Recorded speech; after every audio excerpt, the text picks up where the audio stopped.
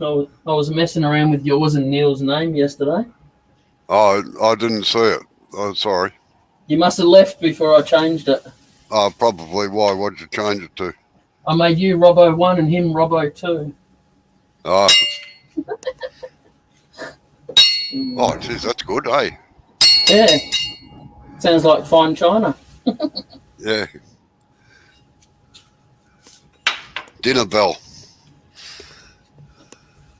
A bit peckish, actually. Ah, geez, you've only just started.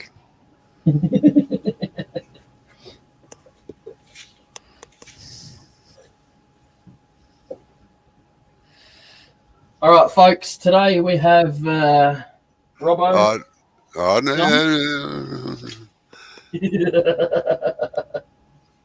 No, we don't have Robbo.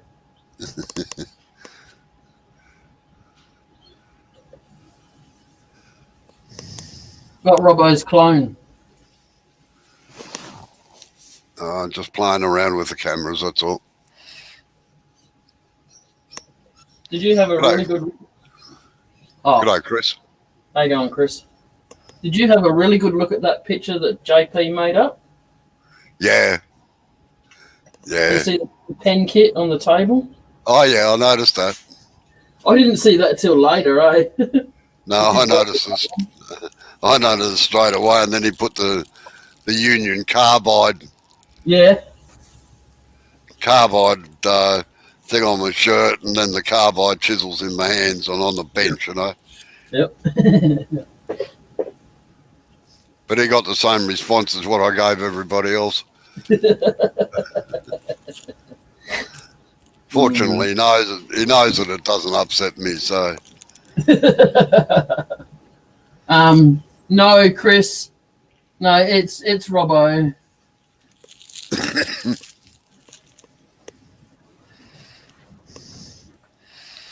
He's got to have a durry first. You're right. That's what I'm doing. I know. I can hear it.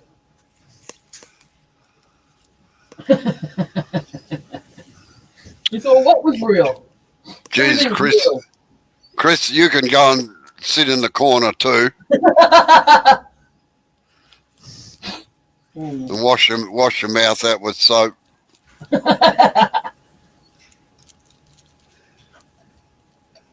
I know. It's just been a thing with a lot of them with me, that's all.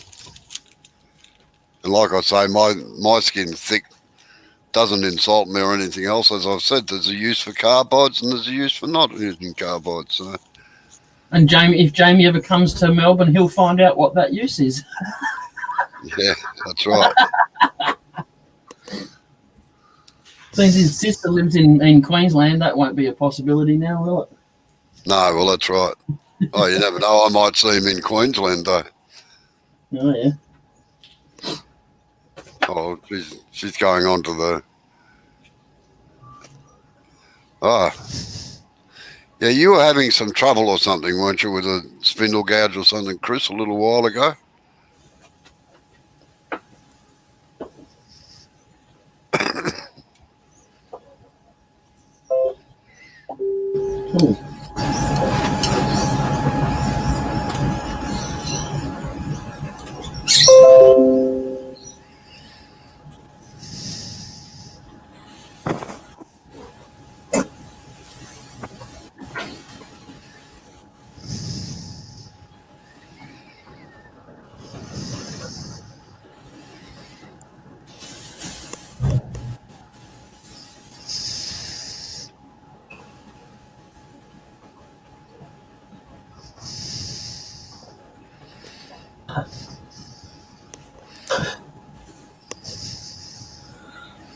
Jamison puts up, night, y'all. I put in, it's daytime. Get your butt in here.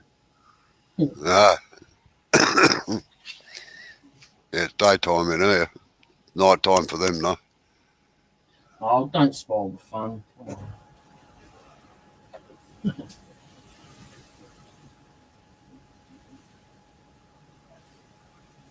A good flat cut. Sorry, I don't understand what you mean by a good flat cut. Maybe he means without spirals and ripples and I don't know. I'm only guessing.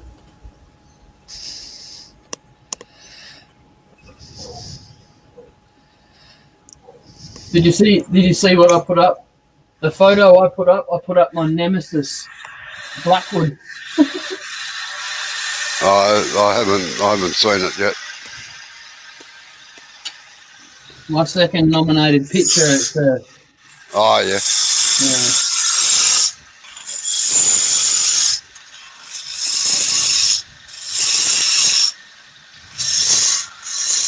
Yeah. See, Chris agrees with what I was saying. That's what he can't get is the without the ripples and out the lumps and stuff. Right. How you going, Dr. Bob? Good. G'day, Bob. Good day. How you going, stranger? Yeah, I missed. Go ahead. What, you mean a straight line like this, Chris, with a gouge?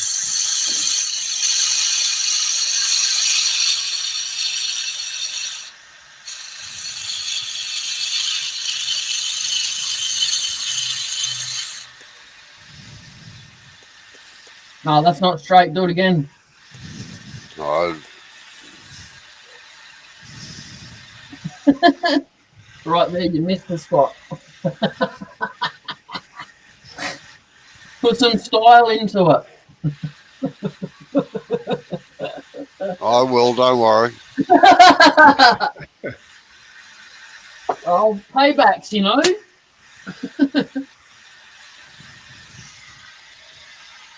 Robbo. Yeah. I'm just talking like Neil now. Robbo.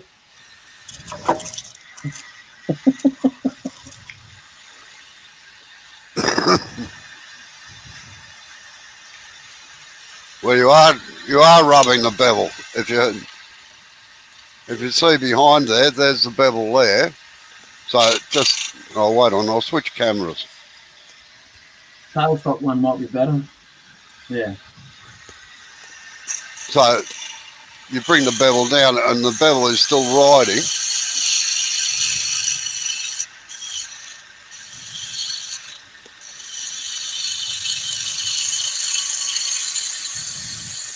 The bevel should ride in all cuts.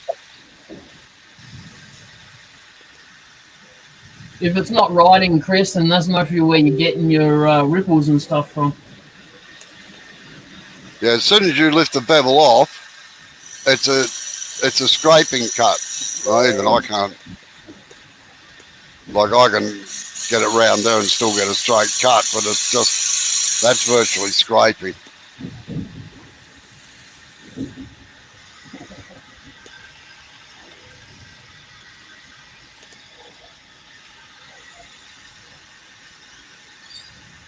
Went straight on, not in from the side. Right, sorry, wait on. Let's just change cameras again.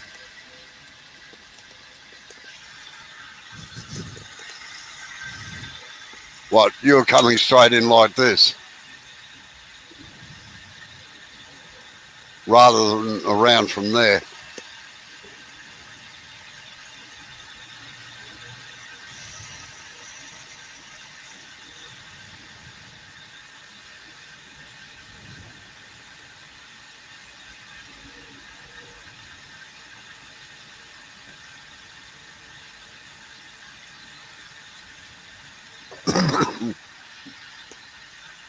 All prepared for my my new shed on the weekend. Oh, very good. Yeah. Yeah, having a construction party. Yeah, my sister-in-law is coming over to help me.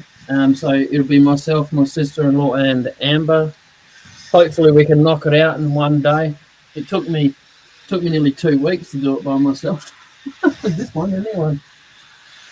What, like that, Chris? Where the tools are across at 45. It also does help if you're grinding it at 45.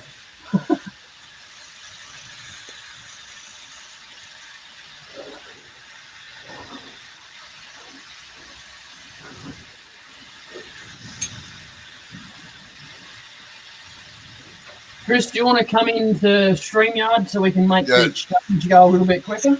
That'd be a lot easier.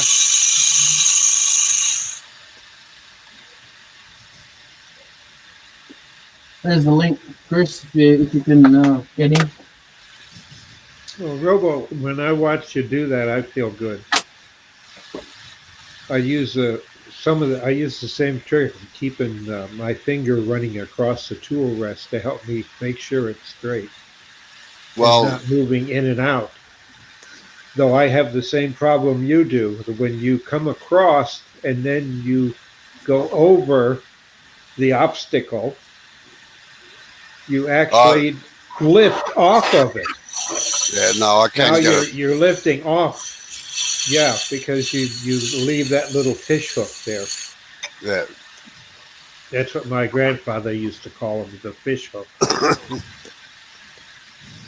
And the only way to stop it is to make sure that you were tight against the tool rest with your finger. well, that was that's giving you your depth control. well, it does, but it. There seems to be a thing lately where you put your finger in underneath here Ooh, to get it to cut lock off. it. Oh, stuff that. I was always taught that you pinch it between your thumb and your forefinger, and that locks the tool to the rest. That's So how I you was just- taught. Yeah, Sounds like someone's looking to get their fingers caught. Yeah.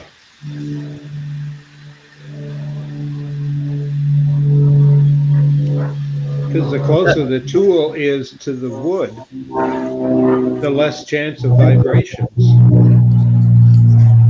At Yep. least that's how I was taught.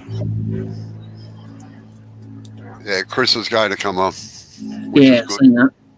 That'll make it much easier. Yes.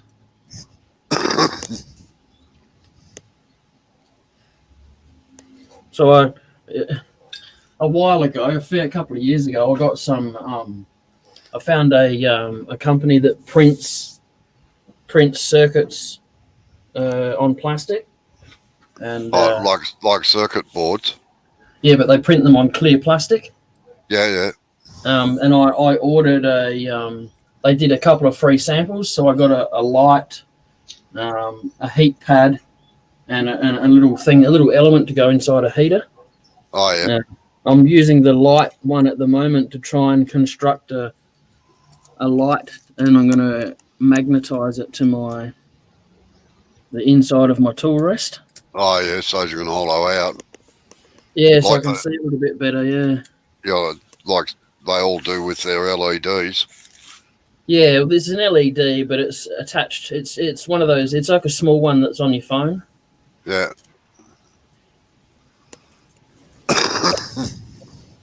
Yeah, I get LEDs from China because you can buy just the plug itself, the LED itself. Yep. That way I can get the tool rest closer to the wood. Or on my boring bar, I just want the light at the end. Is that And bar if I have boring? to tape it on, that's fine. Is that bar boring? Yeah, there's no women that want to talk wood turning at the bar, so to me it's boring. I think you call it a pub, though. Yeah. How you going, Chris? Hey, can you hear me? Yeah. Yeah. Okay.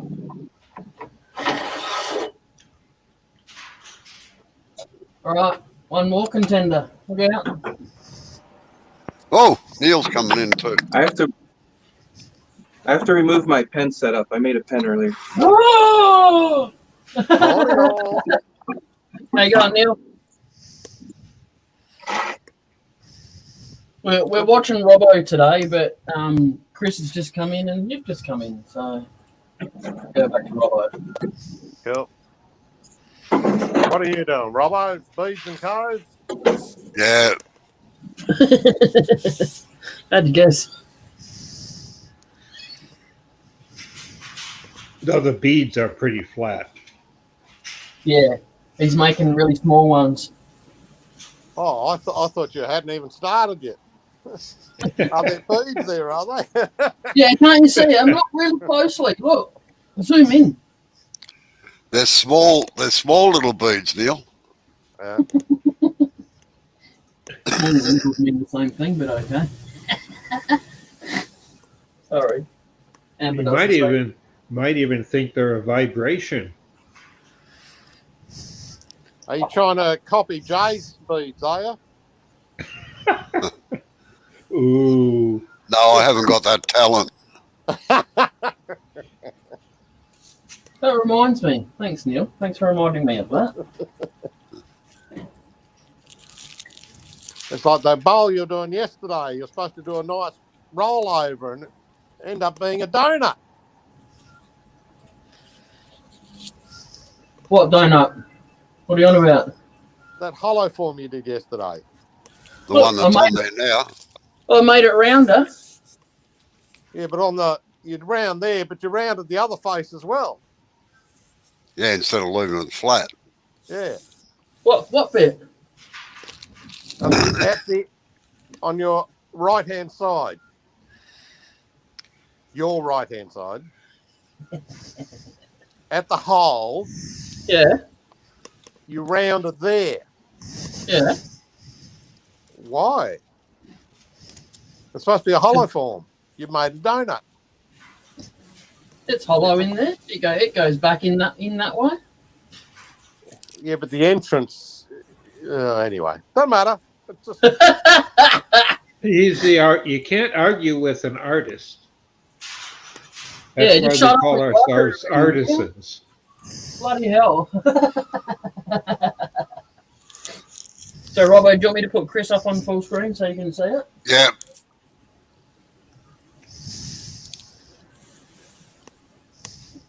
what's Chris doing?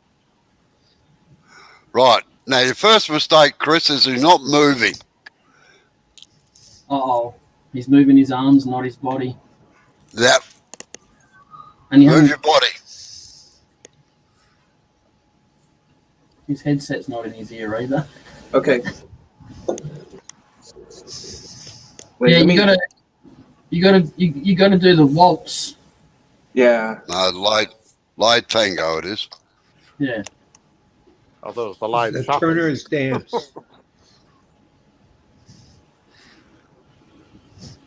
Geez, you got hairy knuckles there. Ooh. Said it was his knuckles. Alright. Sorry, I had to change the speaker was coming out of the phone. I couldn't hear anything. So I Right, have you in my okay. ears now. Now, just put me up for a minute, please, Jay. No.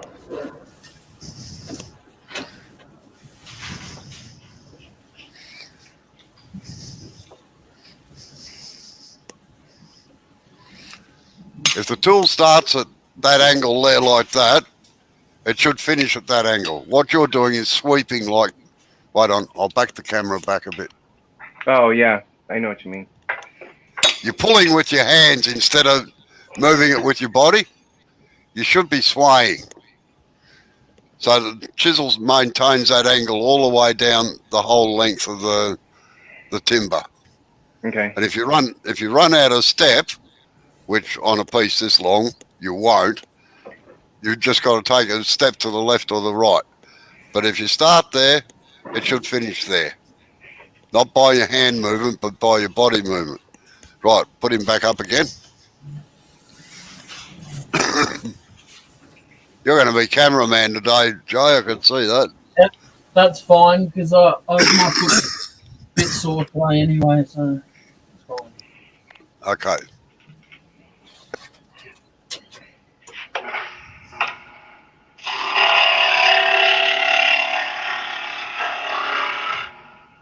You're still tending with your right hand, Chris. With your right hand, tuck it right against your stomach, right against your hip. Now rock back. Now you've got to control cut.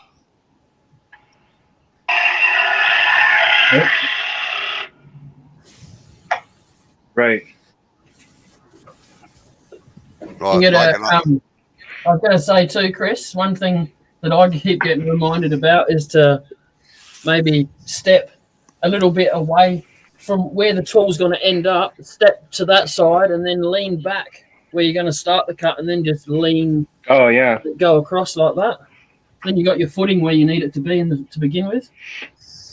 No, you Right. got it where you end with. That's what I said. Right.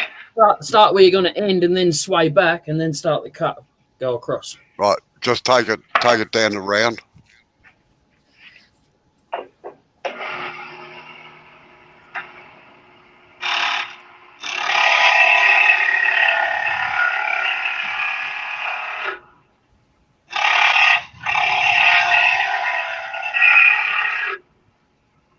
Yeah, Right. I see another problem.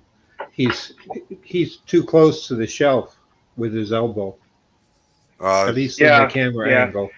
I'm doing some different things in the shop, and I'm not. The shelf's gonna go away pretty soon. Yeah.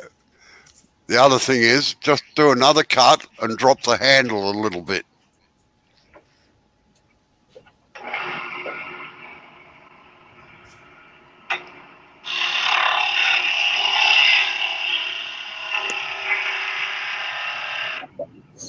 Okay, now just lift it up to make a cut.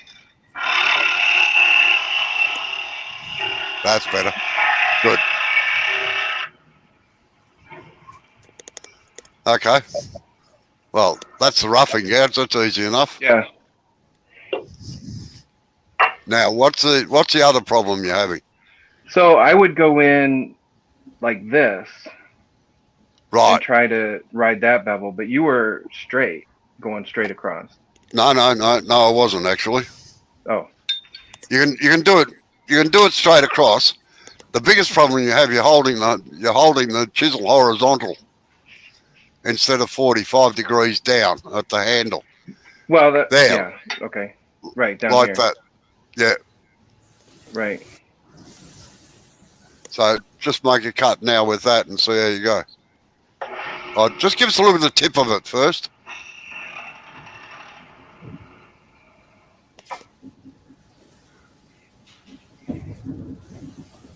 Yeah, just turn it around so I can see the flute. Other way. Oh, that's all right. Yeah, that's okay. Good. Rightio.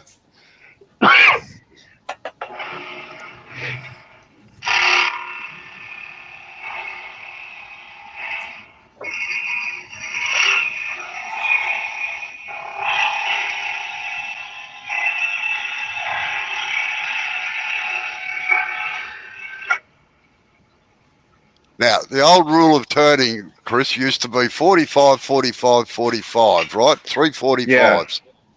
So you got your chisel down at 45 degrees to the ground, and you adjust your tool rest so that your tool rest is well under center, and the tip of the tool is just above center on gouges. Okay. Right? And the handle, it's at 45 degrees to the timber, which is like that, and the flute is at 45 degrees. Now, you actually just put me on again for a second, please, Jay.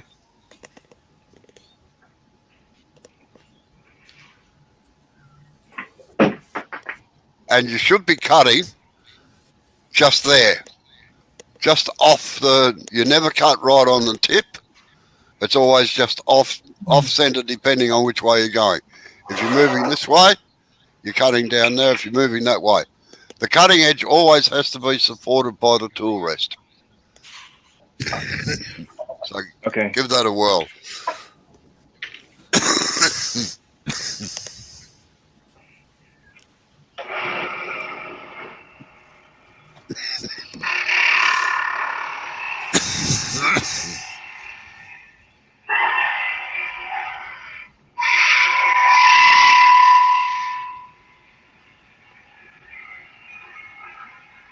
Move your body, not your hands.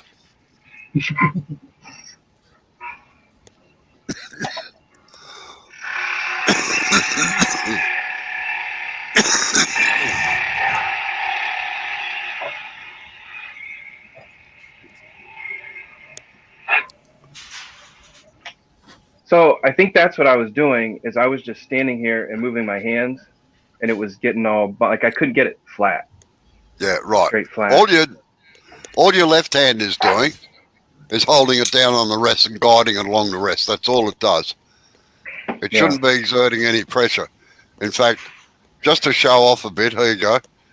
Just put me up for a second, Chris. Yeah, Joe, you're getting there. there's my left hand.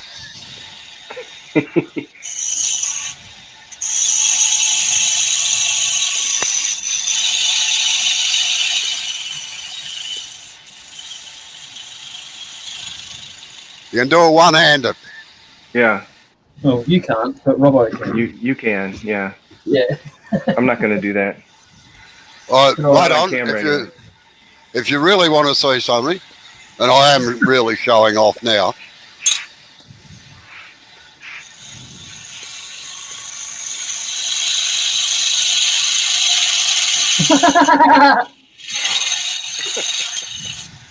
Yeah, All right. show off. All right, no one likes to show off. Get out of here. I would do that, but I only have one spin, so I can't. Right, I got- let's see. I think maybe I'm seeing an illusion.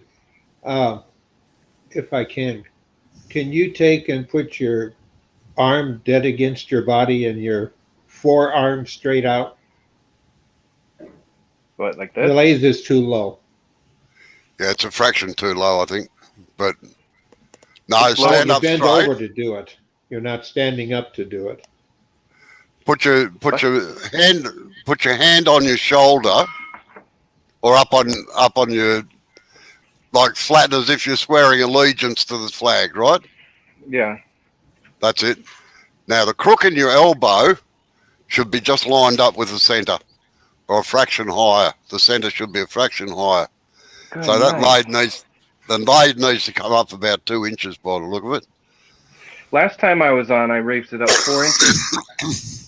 Yeah, Yep. Most of them are Chinese-made lathes, and they make them for the Chinese, which so far are a lot shorter than us. Well, I No. built the stand, but I'm gonna have to add to it again. They had 2x4s. Yeah. no, most That'll stop it from, put them so they stop it from vibrating. even Australians, the lathes that were built in Australia are too low. A lot of the Vic Yeah. marks, in my opinion, are too low. Neil will probably argue with me. My Powermatic was too low for me. Yeah, they all do it. I don't know why. Right, And I'll do a that cut. is so important in tool control, and everybody forgets it, or they never teach it. And Yeah, I've do worked it. with people in wheelchairs where you got to make a platform for the chair. Right, do a cove now, Chris. Cove. Oh, Yeah. like not a bead. No, cove first. Inverted bead.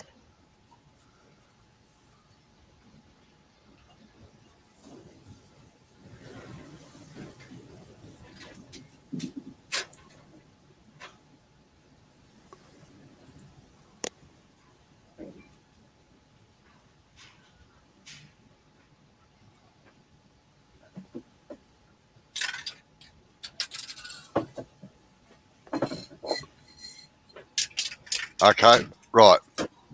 That's not bad. Yeah, Jay, up on camera again, please. I don't know. Might have to ask for a pay increase.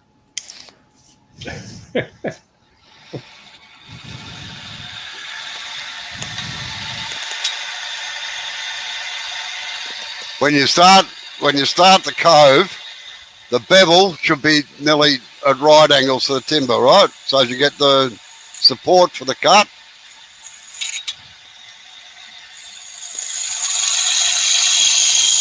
Hands up flat on its back. Come in from the other side.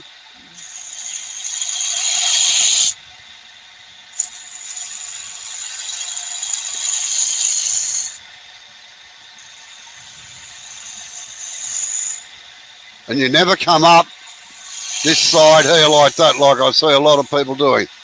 It's always down into the centre.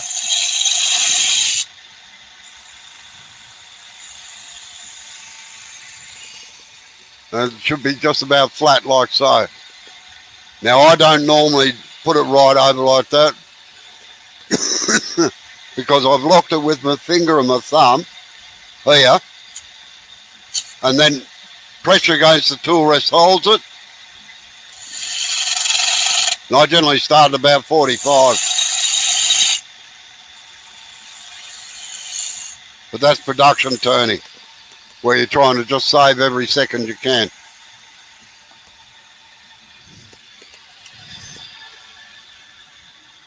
Oh, while I'm there, I'll do a bead. Give yourself a bit of clearance on each side. So you've got somewhere for the gouge to go into. This time it starts flat on its back. And just start off the centre line. I'll get a pencil, wait on.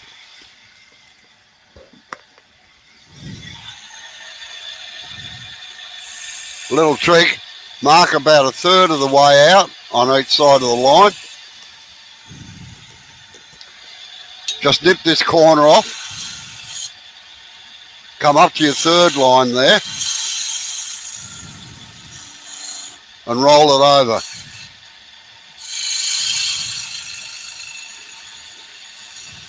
Now with a bead it ends up straight up and down.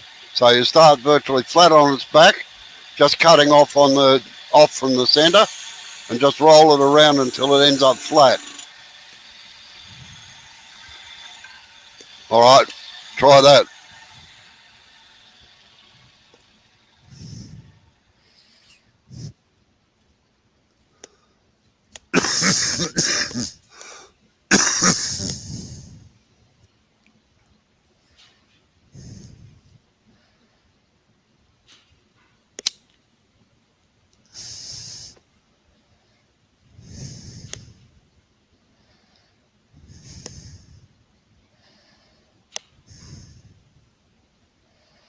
Hold on, I gotta find my pencil.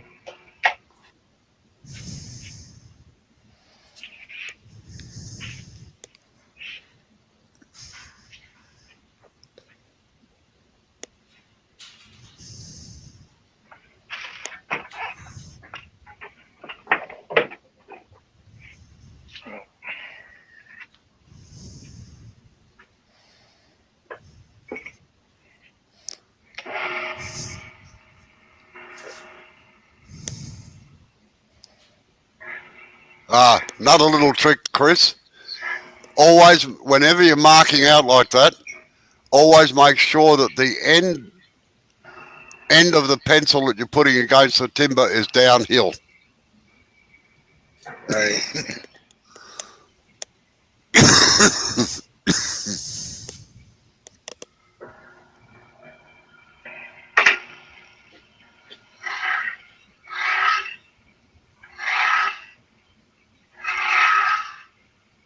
You got to move the handle away from you as well while you're flipping it over, or you'll end up with straight sides.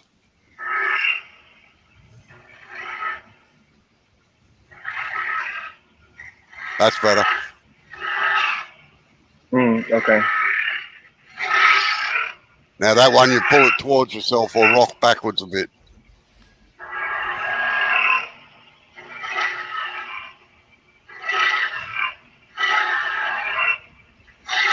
Now Oh, I see what you're saying, yeah.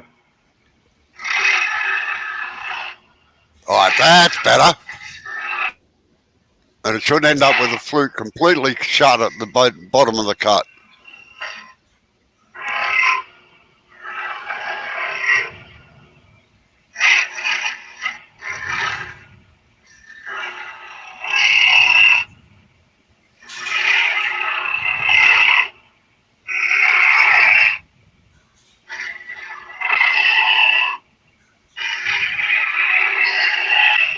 Yeah, that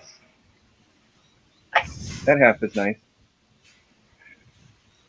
Yeah, I was making a goblet with a bunch of beads in it, and I didn't know what I was doing.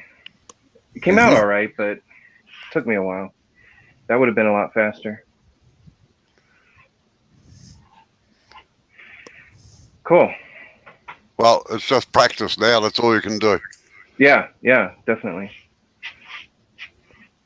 But make sure when you're doing the beads that you swing the handle. It's got to end up virtually at 45 degrees away from. That's it, that way, and then back the other way. You've got to move your body around or use your left hand. But it's the same thing. Exactly. That's it. And that gets a curve into them. Otherwise, you just end up with, well, you can end up with an undercut or you can end up with a flat edge. All right. Thank you. All right. I hope that's helped you. Yes, so much. Because I really do enjoy the spindle turning. I love it. Oh, well, that's real turning. Yeah. Yeah, it's faster and you get those big long streamers and Oh, Yep. stop sucking up, will you? oh, just because I like to embellish the part. Come on, Jay. You ought to take one of Cindy Drozda's classes. You'll learn a lot about detail for doing small detailed work. She's really good, and they're cheap to take, very inexpensive. And they last about 4 hours. So for your $12, you get 4 hours worth of class. And afterwards, she'll stay online and work with you. If you want to put a camera up, she'll sit and watch and tell you what you're doing wrong. Wow. I was actually lucky enough. She came over here for a demo at what we call Turnfest. And the first night she was there, she was suffering from jet lag and couldn't sleep. So I'm a bit of a night owl anyway, so I stayed up. And I got quite a few hours one-on-one tuition from her. And yeah, that's who I learnt to do finials from. Invaluable, all for free. Yeah. Well, she's a great person for doing stuff like that. And now she does them online and does 1 to 2 a month. Yeah. And She's if great. you take the first one, most of the times the second one for the month is a follow-up where she'll actually help critique what you've done, talk about it, and do one-on-one online with you with different people on how they do it and talk about what they have done, show and tell. And then they'll say, well, I had trouble doing this to do what you had shown us. And she'll go to the grinder and show how to regrind a tool intentionally to make it the way the person had it made and ground, and show the problems that they're having. And she says, that's why you grind it this way for what you're doing. Yeah. Yep.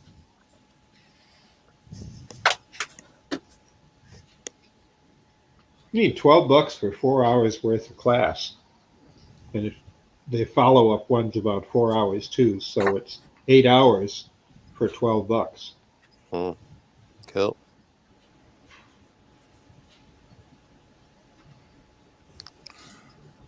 All right, it's getting near my lunchtime, so I shall disappear.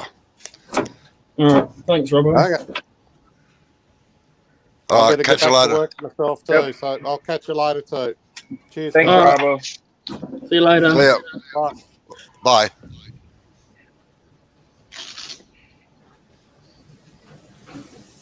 For letting me do that.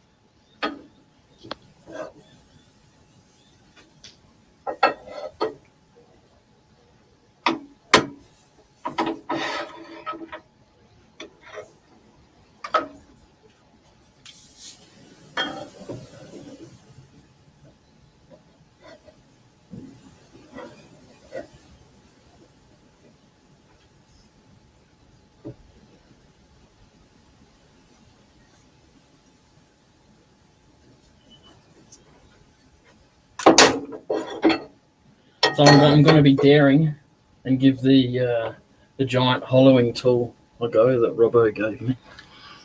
Oh, good. I had to pull the lathe out from the walls that kept hitting the wall. Bloody thing.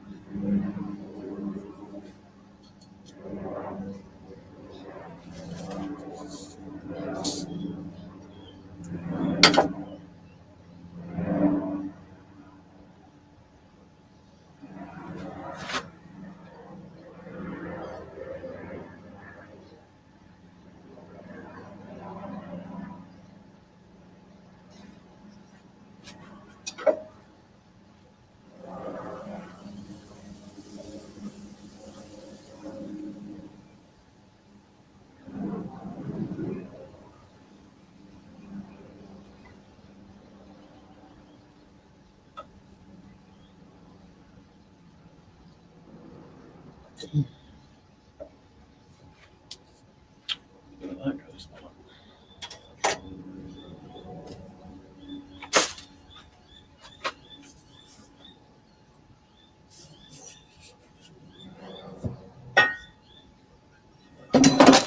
Ah.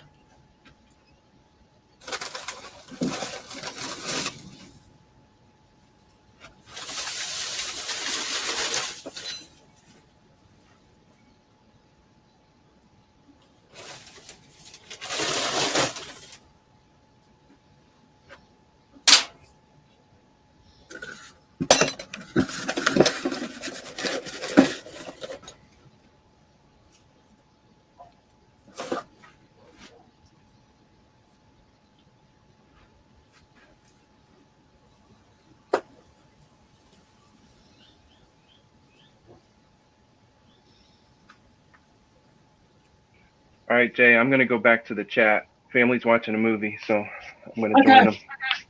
No worries. I'll be in the chat. Thanks a lot. All right, no worries. Take it easy. Well, let's see this hollowing tool you're talking about. Oh, I don't have one.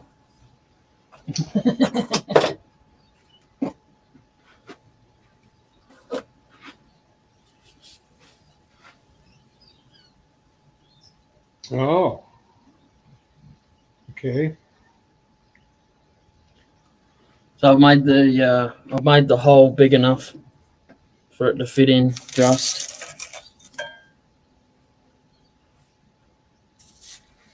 Slightly apprehensive at using this tool, to say the least.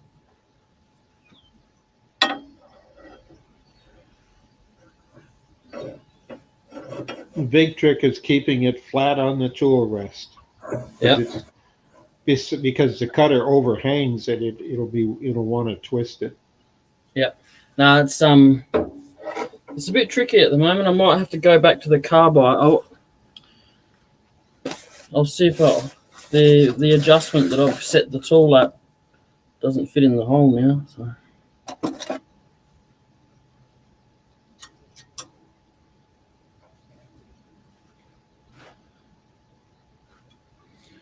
What have you been doing today?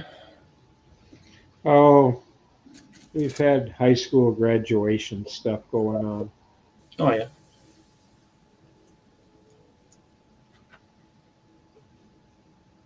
We got the oldest graduated, and of course, there had to be a barbecue for him and some of his classmates, and Yep. so I got tied up in it. That's the problem with kids. No biggie. Just wondering what you did. Yeah. To be honest, I overate and fell asleep. Nothing wrong with that. There is when I'm supposed to do something. I shouldn't overeat anyway, being diabetic. How does that affect it? Oh, yeah.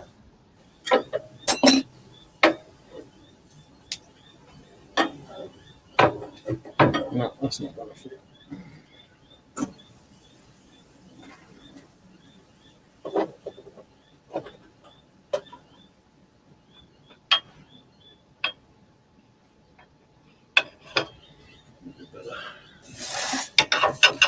Bit easier to get that tool in there than the other one. Well, you don't have to be at a 45. You can be at a 30-degree angle, having it stick out. Yeah, it was just if it got caught, the tool would get stuck in there because of the way that that big circle bit is on the end. Yeah. If it had a bigger hole on it, I'd be a bit more confident in trying it. But pass. Well, make it But so what- it's a less of an angle. I got So I you're got one. cutting off the 45 off the end, or even a 30. Yep. Because it's right in here that I've got to get now. Right. Oh, okay. Up close. Yeah.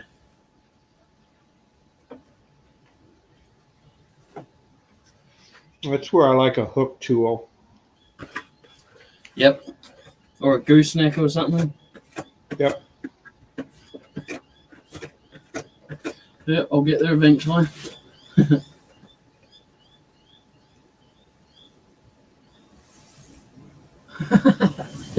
Chris's comment, he's been to 2 or 3 graduating parties every weekend.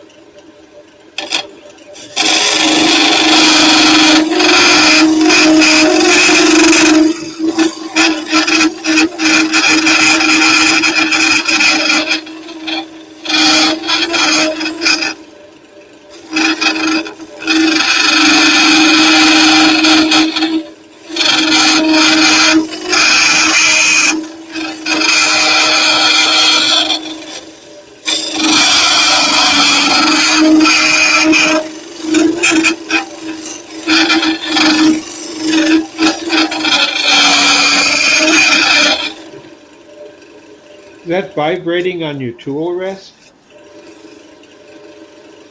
It's the tool itself. It's vibrating right through the handle. So then you need to push it down more on the tool rest to stop the vibration. Sometimes I have to do an overhand turn, hold, to push it down.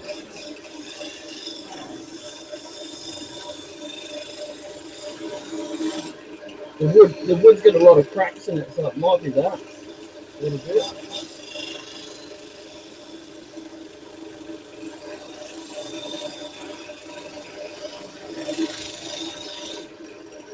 I forgot to say something to Robbo when he was in here before, but the scraper tool came out of the handle yesterday.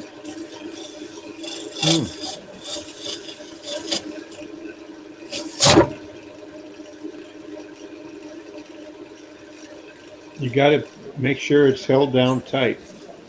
Yeah.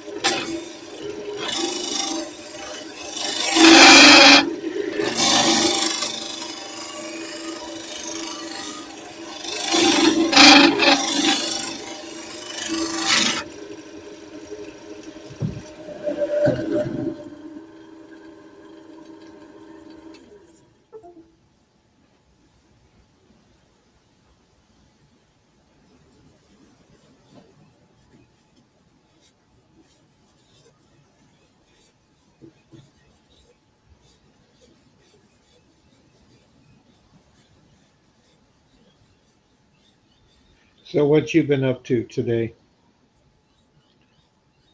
Not a great deal. Not a great deal at all at the moment. You haven't been going shopping for more coloring? No. No. Preparing my backyard for when I get my shed on the weekend. That's pretty much all I've been doing, really. Uh-huh. Got a big slab of cement down the end of the backyard, and that's what the shed's going on. So and the lathe can get dropped straight down onto that. Then Uh-huh. Was the slab there, or did you have to pour it? no, it's already there. What was it originally? Or do you know? There used to be a clothesline down there, like a fold-out clothesline, Uh, and it was a big square down there, so you had enough room to stand there and hang it without being in the sloppy mud, you know. yeah. And then there's a footpath that runs around the house, and the part of the lathe will be on the footpath. The footpath itself joins up to the slab that's down there where the wash line used to be.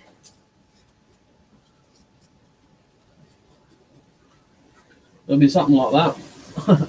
Uh-huh. I don't think the shed will be on an angle, but if it suits the slab of cement better, then it may be on an angle. Do you Just anchor it to the concrete? Or The just shed? sit it there? Yeah. No, I just cement it. Just cement around the. I've got to put cement channels around the outside to direct the water when it rains. So I'll just use that as a double. Just cement it down and. Yeah, I didn't know drain. if you were going to anchor it with some. Well, we call them A&J anchors. It's an anchor that when you tighten it, it's lead sleeve that's split, and when you tighten it down, it spreads apart in the hole. Yep, you've used them before. That way, the wind, if you get wind, it might not blow it away. Well, this one it's been butted right up against a fence, so in like two fences in the corner, so that's got to Okay. be there. If it does look like it's going to shift, I will cement on the inside, but I'll just do around the edges because there's no. It's got a metal channel that all the bits of tin clip into. Right.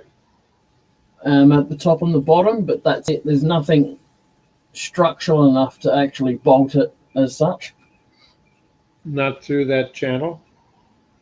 No, I rip it to shreds. Oh, It's okay. tiny.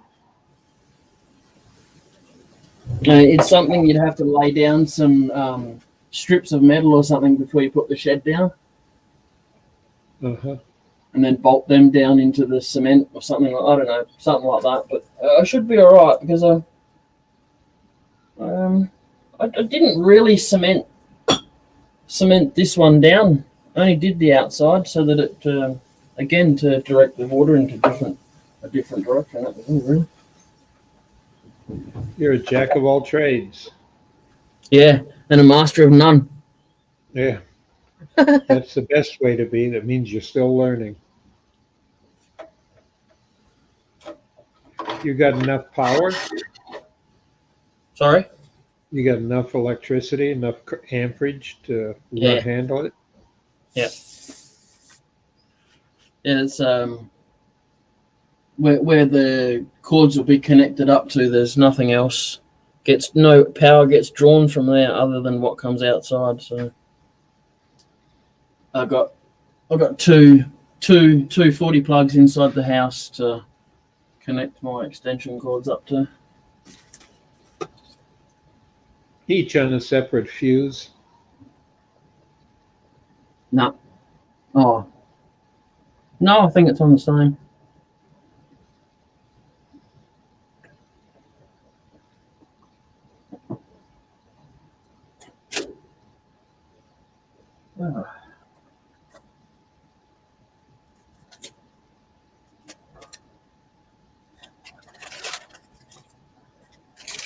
Have you ever seen these before? Yes, yes, not with that kind of character on them, but oh yeah, used to get them for the kids. We buy them at an Asian shop. Uh-huh, Dacio. uh-huh.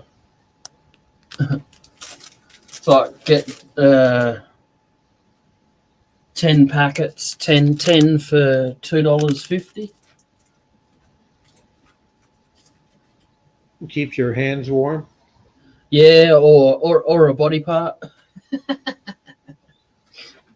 Yeah, The back of my neck is the most prone because I've got a pinched nerve in my neck. So as soon as that gets cold, it's wreaking havoc Oh. on my arms. So yeah, little things like that.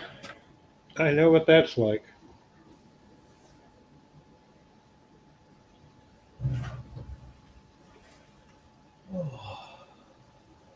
Every once in a while, I really get into. As a What- POW, they didn't treat us very well, Yeah. and was nothing to get hit with a stick. Big What sticks. What is a Jurio? Did he spell that right or what?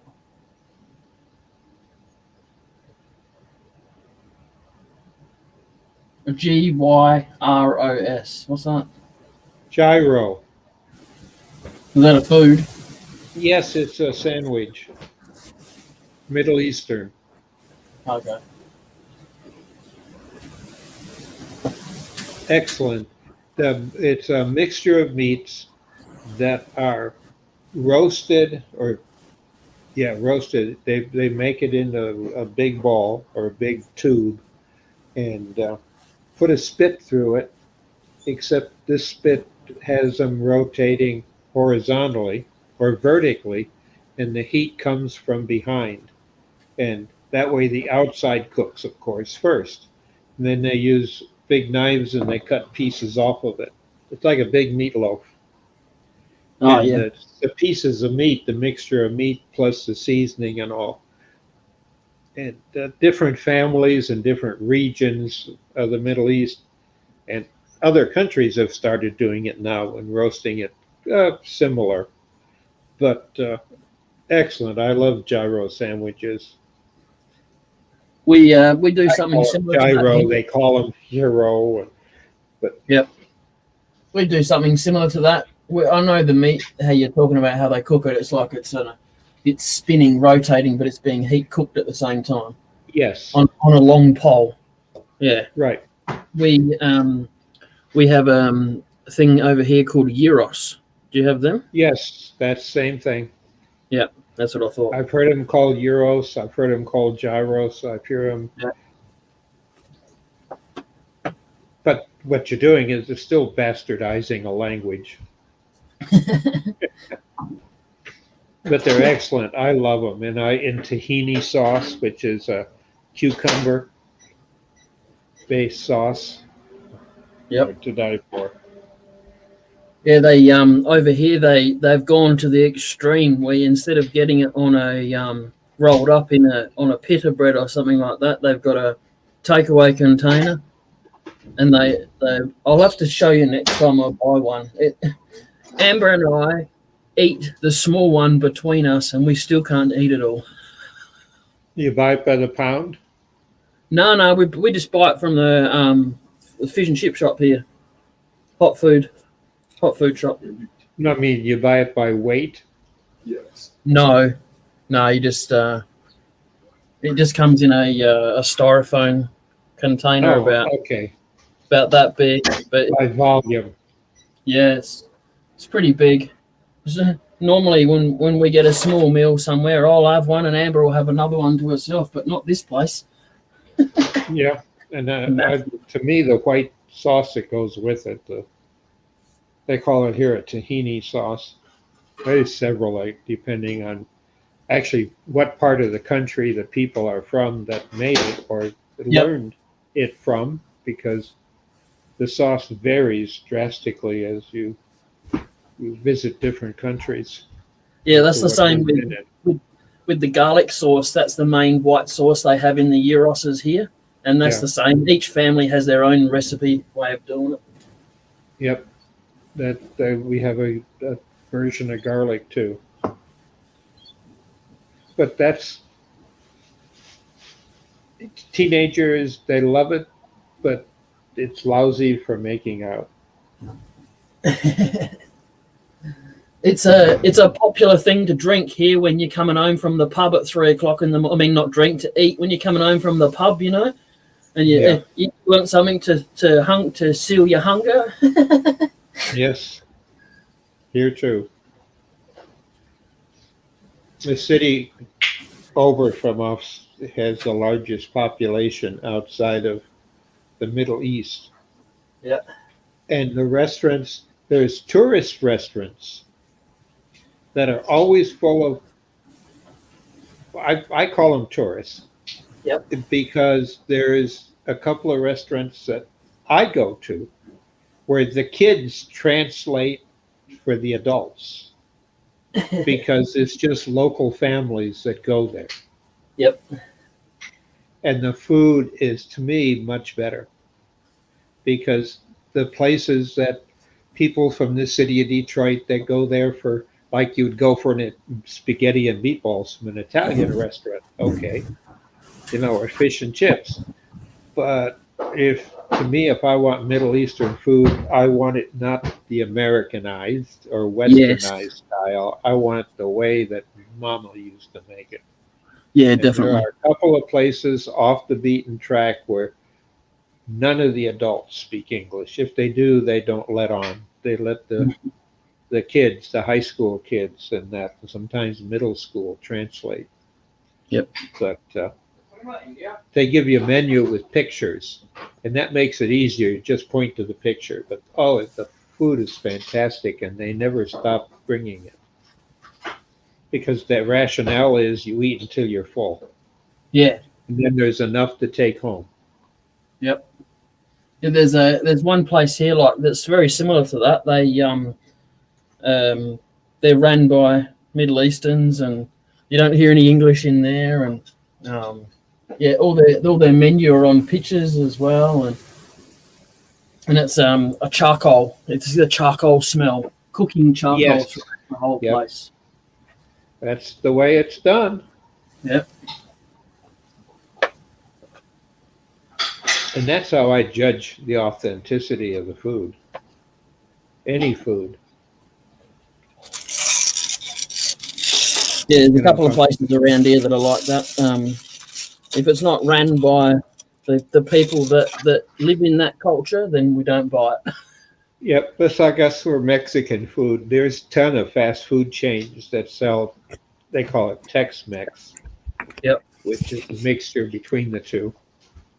But we have some Mexican restaurants here that are out of this world, and they're just in a little community of themselves. Yep. And I used to live about a half mile from that community, and we'd go up and walk up for their buffet lunches, and you'd have to ask what the food was they just put out in big catering trays. Yep. And it's not on typical menus. I like that. Hard to see in there, but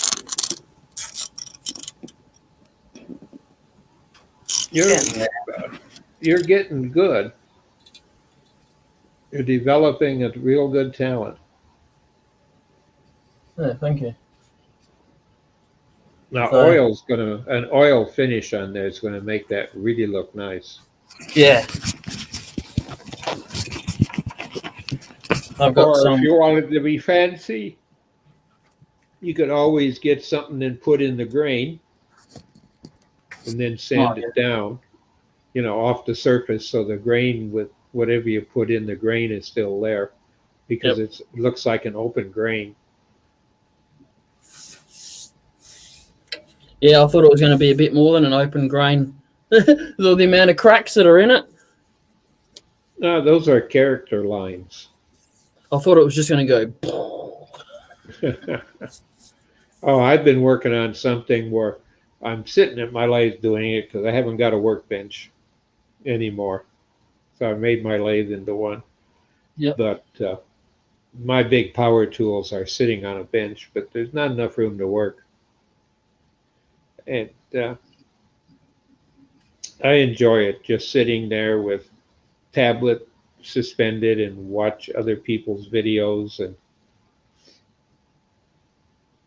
and actually sit and chat with people while I'm online. I really appreciate people were texting me today to see if I was all right, and that really impressed me that somebody would care. Including me. I wanted to thank you. I was wondering what was going on. It's a bit unusual for you to not be online. Yeah, I saw you pop up with a message, but I was busy working on a project because I got a big respirator. Yep. Very fancy one. And it was from a viewer that watches you and wants to help. And that was upset that I was breathing in all this sawdust and sanding dust, and at my age I shouldn't do that, especially with Agent Orange poisoning. So I know that they know me from the VA, Yes. the Veterans Administration, as a vet. You never know. Might be someone from the club, from one of the clubs you're in. Yes, could be. It's just showed up and it said to Dr. Bob, and it was FedEx to me as from Amazon as to Dr. Bob. No returns. The return is a gift package, so there was no return address on it. When Yep. they ship a gift package, it's on the label, but when they deliver it, it's a special label that's on it. Oh, okay. That it just has a tracking number as a return address, and it's only in their computer. That way you don't know what city, state, country it came from, because it's sent as a gift. Sneaky. And they won't tell you where it's from. Yeah. And I got that yesterday. And today I got the vapor filters for it. Oh, yeah. And I got looking, that's $125. $150. Just for the filters? No, for the whole package. Okay. It really, I'll tell you, it really surprised me. Yeah, it's very. I have my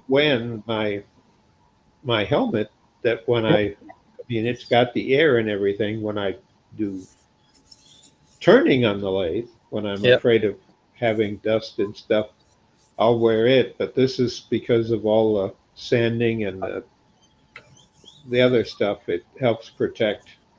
Yes.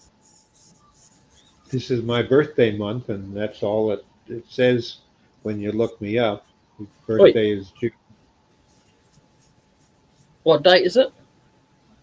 Oh, to me, it's the 26th. Easy birthday, 6/26/46.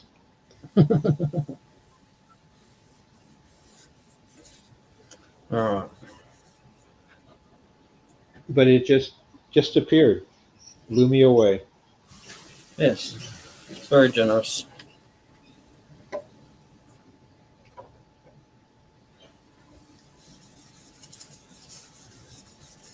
But it's been hot. Yeah. Like today when it was 109 at the lathe. Yeah, you wouldn't be used to that now. No. And with your smock and everything on, it's making it extra. Oh, I didn't have. I was sitting there in a pair of shorts. I wasn't turning anything. I was doing some finishing and a little bit of grinding and painting and super gluing stuff together that I've had some comments about the wooden candles I'm making that are Oh, out yeah. of tree limbs and branches, and I got a request for a couple for somebody, so I'm doing that. Yep. Have you tried the airbrush out much? Yes, I'm getting somewhat used to it. The big thing is learning to mix how much of what to make it flow, because I Oh got a yeah. flow medium for it, Yep. and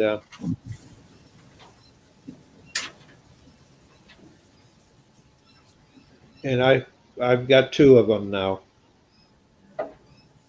so I don't have to keep changing bottles because the ones that I bought had the paint you can put in bottles, and I got a dozen, yeah, a dozen extra little bottles. So I Okay. can just put the paint and have it diluted to the level I want and leave them in the bottle. And I found that to be very successful, and it's easy just to plug them in the brush and go. Yeah, it makes it much easier. Just clean the line out. Yeah, just blow it out and go. Are you using an alcohol-based color or water-based? I got both, so I'm playing with it to see what is best. Yep. Woo-wee. Is that a train? It's wind. Oh wow.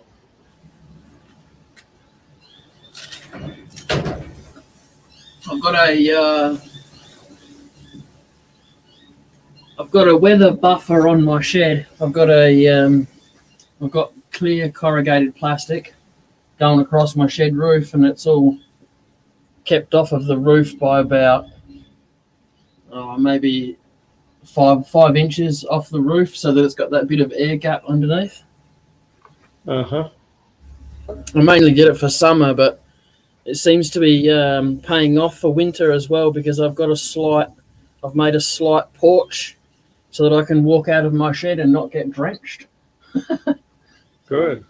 That kind of helps a little bit, and it gets a bit breezy, so I'll step outside the shed and make sure nothing's blowing away.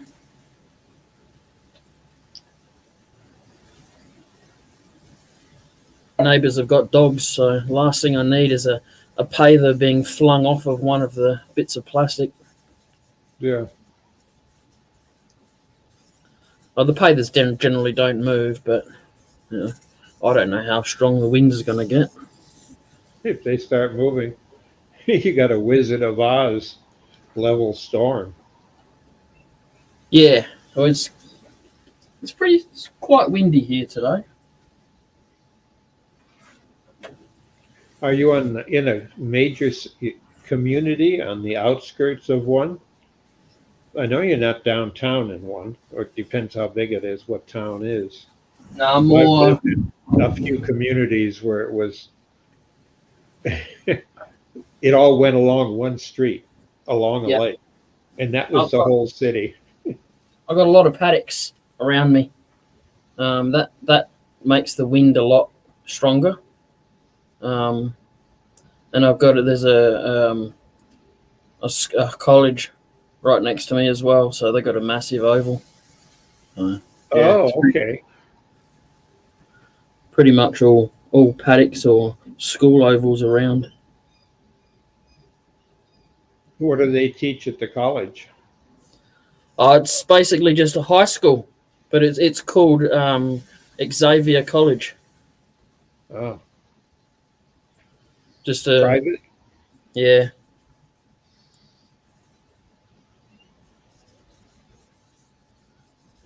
Yep.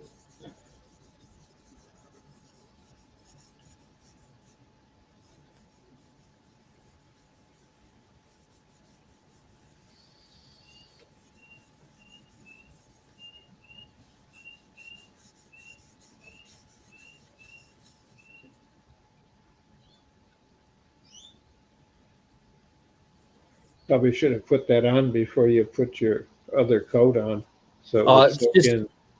It's not a color. I just colored my beeswax mix. That's all. It's not. It doesn't actually Oh. bring out a color as such into the wood. Because I've done that often when I do work with branches, especially pines and the deciduous trees. Yep. Because they're most of them are open pore because they Yep. grow so quick. And I'll Yeah. rub something in, and then I'll wait and let it dry, and then I'll take sandpaper and sand off where if it's end grain, it'll soak in to some distance. But if you do a light sanding, it won't touch it. Well, it'll touch it, but it's still, because it's soaked in. You don't sand it off easy without Yep. going down a micron or two. But the other wood, it's easy to take off. If not, I can sit there with a little piece of sandpaper and follow the wood grain. Yep. I just thought I'd give us a little bit of a polish with this stuff and see what it comes up like. I'm still not happy with the outside of it.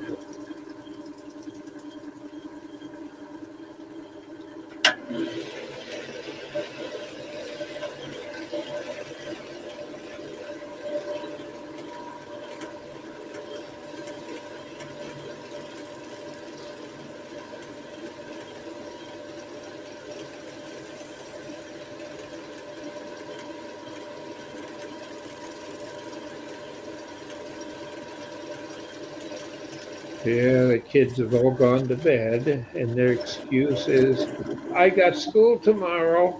Would you do the dishes for me? Cheeky buggers. Well, the youngest, the 14-year-old, pulled out. The other one graduated, and he's off with a group of friends. Yeah, yeah. Off partying, eh? Well, they're having a big gaming competition at somebody's basement. So there's 4 of them that have crashed at their house with their games. That's good. At least you know where they are. Yep. Oh, but they come back and raid the refrigerator. We ran out of this. Can I take some bottles of soda? I need a couple of 3 liters. Can I get some off of what you bought? Yeah, okay. Or a phone call. Do you think I could spend $20 on pizza? Because I don't have the money and my mother's at work. Order the pizza and have it delivered to their house. Yep. Oh, that's kids. I remember when I graduated.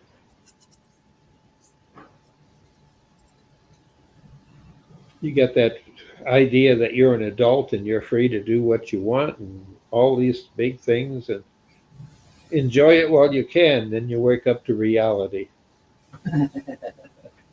Yeah.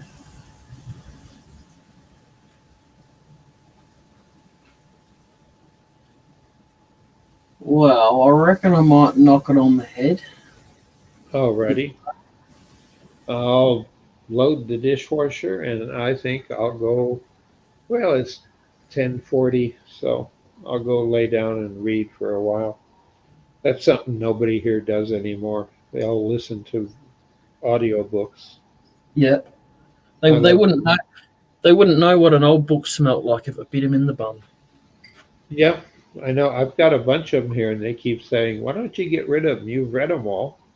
Yeah, but I paid $20 and $30 a piece for them. Yeah, but you can get them online now, and it's read to you.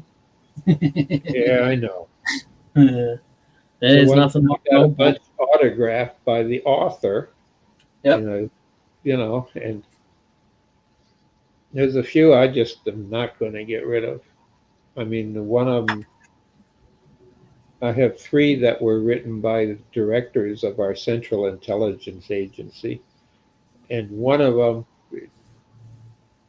he was he was at Nam when I was there, but he was just a grunt. and he was working for the agency.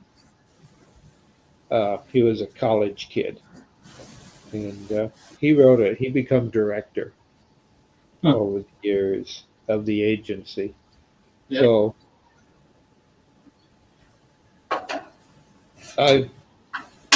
he passed away about 6 years ago, but it was interesting because we had a lot in common, and he was part of the people that came and rescued me. Oh, okay. Yes. Not somebody So going to forget anytime soon, is it? No, I won't forget some of the shenanigans we used to do. And I mean things that are in the book that he wrote, and the second book that he co-authored. And it was, you're not supposed to tell anybody about that. You've told me we could never talk about it, and here it's in a book. Oh, they wouldn't know where it's at anymore. Like the Coca-Cola factory in Saigon. It bottled Coke. Well, it did, but it wasn't drinkable Coke.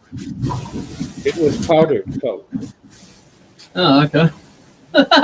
cocaine, and they were Wrong selling tap. it Yeah. to people in Coke bottles Yep. to raise money to fund the Vietnamese army. They were drug dealers, but it was in Coke bottles. But that was a big secret. Yeah. Not anymore, but I mean, I don't give a whatever. But that's the way it was. I mean, the whole place was a cocaine processing lab in Vietnam. Coca-Cola. Yeah. Well, oddly enough, the original Coca-Cola recipe had cocaine in it. A little bit, but it was brought in from Central America. And in fact, the South American Coke still has the original recipe. So does a couple of the island countries that are along the Caribbean, like Antigua and Barbuda. Their Coke, as they get it, it still is the original recipe that was actually invented here in Michigan at a pharmacy.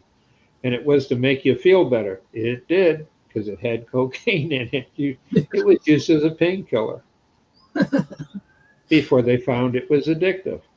Yep. Crazy. Very crazy. Well, I'll let you go. I'll take care of dishes, and I'm going to hit the sack and read for an hour. It's almost 11 o'clock, 10:43. All right. I appreciate you coming in. Yesterday, it's 10:40 for you. Yep. Oh, you're Because lagging we out. are in your yesterday. Yeah. It's And going to be you're- cold, right? You're my tomorrow, so you can tell me what tomorrow's going to be. I wish Yeah, it's you gonna could tell me what the winning lottery number is going to be. It's going to be cold, all right? Yeah, for us hot. It was 85 today. The shop was 108 when I finally gave up and came in the house. It's dead on 20C here at the moment.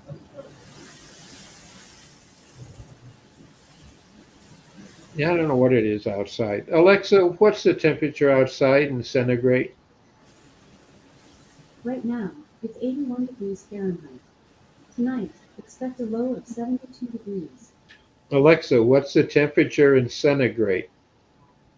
Right now, it's 27 degrees Celsius. We're 27 Tonight, degrees expect a low Celsius. of 22 degrees. Yeah, nice. I'll have that weather any day.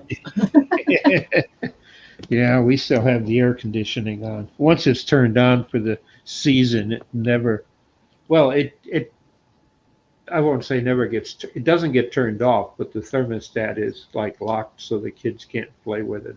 Otherwise, they'd turn it up and down all the time. And Uh-huh. that costs far much more money if you can keep the house at a constant temperature. Yeah. And we know Yep. what this house should be kept at because of the insulation in it. So it doesn't run 24/7. I got my air conditioners upstairs where it's the hottest. Yep. We're only we got a 2-story. The back half of the house is 2 stories. and they have air conditioners in each of the rooms because that was an add-on. Oh yeah. So it's so far away from the furnace, and it wasn't sized to handle that. So it was cheaper to put because the hot air is not a problem in the winter. Yeah.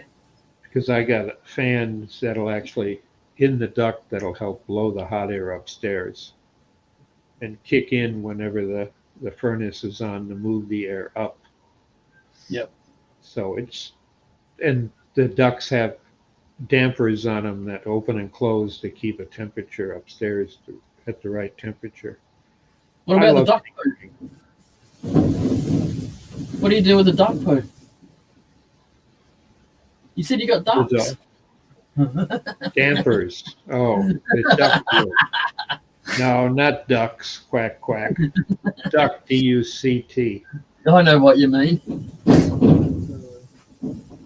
Well, I don't know. You guys might call them something else. No, we call it You're the same. upside down. Yeah. All right, then we call it TCUD. All right. Okay. Just backwards. Yeah. All right, Well, I'm I gonna better run away go. now. I've got me lunchtime knock at the window. Okay. Then I'll catch you tomorrow. All right, Take take it. Bye. All right, see you later, everyone. Yeah, bye bye. Don't forget to